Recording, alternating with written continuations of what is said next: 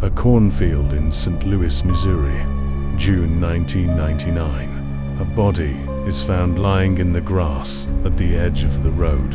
No wallet, no ID, no signs of a struggle, just a man. And 2 pieces of paper folded in his pocket. His name was Ricky McCormick. He was 41 years old.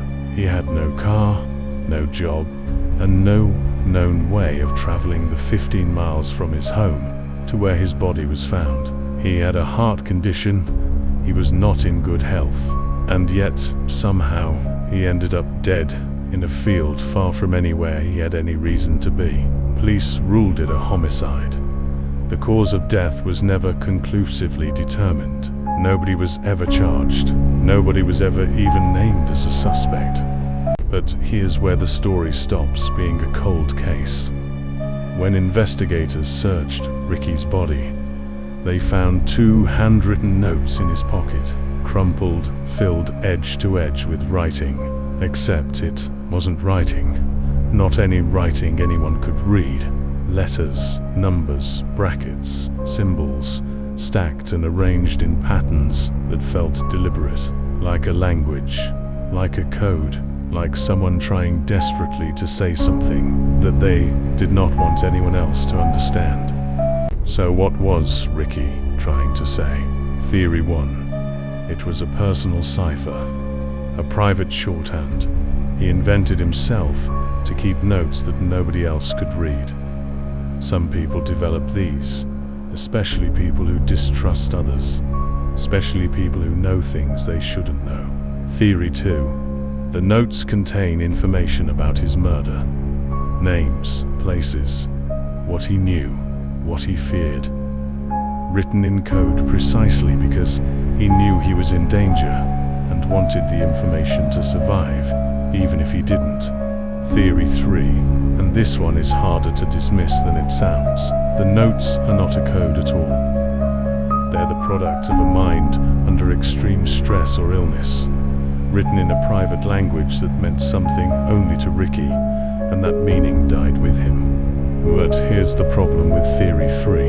Ricky's family said he'd been writing this way for years, deliberately, carefully.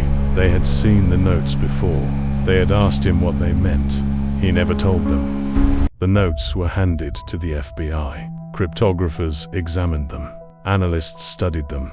They were passed to the American Cryptogram Association, some of the best code breakers in the country. Nobody could crack them. For 11 years the notes sat in a file, unsolved, unread, a dead man's secret locked inside symbols nobody understood. Then, in 2011, the FBI did something almost unheard of. They went public. They published the notes and asked the world for help.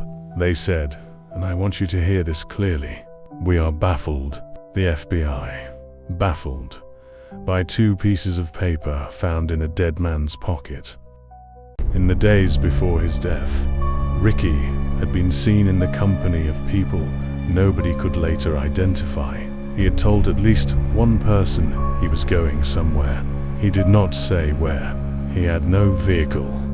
No bus ticket was ever found. No one could explain how he traveled 15 miles from home. And then he was in a field. And then he was dead. And the only clues he left behind were 2 pieces of paper that the most sophisticated code-breaking agencies on Earth still cannot read. In the days before his death, Ricky had been seen in the company of people nobody could later identify. He had told at least one person he was going somewhere. He did not say where. He had no vehicle. No bus ticket was ever found. No one could explain how he traveled 15 miles from home. And then he was in a field. And then he was dead. And the only clues he left behind were 2 pieces of paper that the most sophisticated code-breaking agencies on Earth still cannot read. It has been 25 years. Ricky McCormick's murder is unsolved. His notes are unread. His killer has never been identified. Somewhere out there, in those clusters of letters and symbols and numbers, Might be the name of the person who killed him. Might be the place where something happened. Might be the one thing that could finally close this case. Or it might be something else entirely. Something only Ricky understood. Something that left this world the moment he did. The FBI still has the notes. The FBI still has no answer. And Ricky McCormick is still in that field, in a way, waiting for someone to finally understand what he was trying to say. Ricky McCormick took his secret with him into that field, into that silence, into 2 pieces of paper nobody on earth can read. But here's what keeps me awake at night.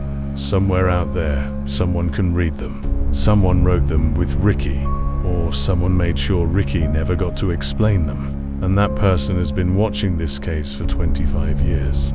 Watching the FBI fail, saying nothing. The notes are still out there. And this channel is just getting started. If you want to be here when the next case breaks open, subscribe to Jefferson Gibson. Hit the bell so you'll never miss a single story. 'Cause next week, 9 hikers cut open their tent from the inside and ran barefoot into -30-degree temperatures. They were all dead by morning, and the Soviet government sealed the files for 30 years. That story is coming. Don't miss it.